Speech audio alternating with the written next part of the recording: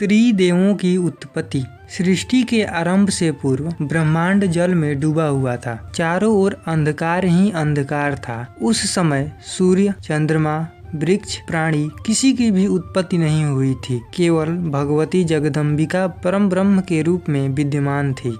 एक बार देवी भगवती के मन में सृष्टि रचना का विचार उत्पन्न हुआ। उन्होंने सबसे पहले एक पत्ते पर विष्णु जी की उत्पत्ति की। जन्म लेने के बाद विष्णु जी के मन में अनेक प्रश्न उठने लगे। तब देवी भगवती ने प्रकट होकर उन्हें दिव्य ज्ञान प्राप्त करते हुए तपस्या के लिए प्रेरित किया। देवी के अंतर्ध्यान होने के बाद विष्णु जी तपस्या में लीन हो गए। भगवान विष्णु को तपस्या करते हुए अनेक वर्ष बीत गए। तपस्या के तेज से उनकी नाभि से एक कमल का पुष्प उत्पन्न हो गया। धीरे धीरे यह पुष्प विकसित होने लगा। पूर्ण विकसित होने के बाद जब इसकी पंखुड़ियां खुली तो उसमें से ब्रह्मा जी की उत्पत्ति हुई। ब्रह्मा जी ने अपने चारों ओर जल ही जल देखा। विष्णु जी के समान उनके मन में अनेक प्रश्न उठने लगे। मैं कौन हूँ? मैं किस प्रकार उत्पन्न हुआ हूँ? ये दिव्य पुरुष कौन है जो इस समय घोर तपस्या में लीन है? तभी एक दिव्य तेज प्रकट हुआ। इस तेज को देखकर ब्रह्मा जी भयभीत हो गए। तब उस तेज में से आकाशवाणी हुई,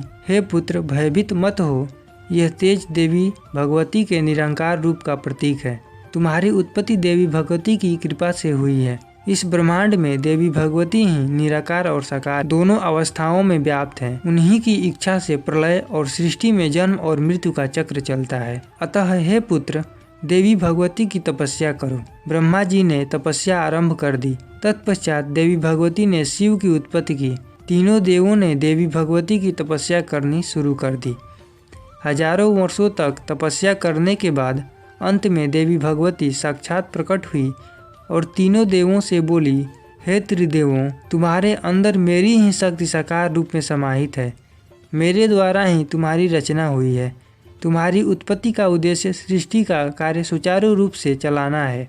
ब्रह्मा जी सृष्टि की रचना करेंगे, विष्णु सृष्टि का पालन करेंगे और शिव जी सृष्टि का संहार करेंगे। इस प्रकार यह चक्र सदैव चलता रहेगा।